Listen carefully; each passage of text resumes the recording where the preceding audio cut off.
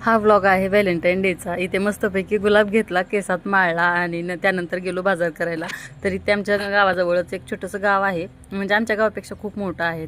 तसं तर तिथे शनिवारचा बाजार भरतो। मग हा शनिवारचा व्लॉग आहे। तर इथे बाजार करायला गेलो आम्ही। तर हा गुलाबाची स्टोरी सांगितली होती, तुम्ही व्हिडिओ पाहिला असेल तर तुम्हाला माहिती असेलच व्हॅलेंटाईन डेचं। तर नसेल पाहिला तर मी खाली टॅग करते, ते बघा तुम्ही जाऊन। जे त्रिकोण बटन दिसते तिथे क्लिक करायचं, मग पूर्ण व्हिडिओ दिसेल व्हॅलेंटाईन डेचा। तर इथे बघा बाजार करायला आलो, थोडंसं बटाटा टमाटा असं थोडं जे काय नव्हतं ते घेतलं।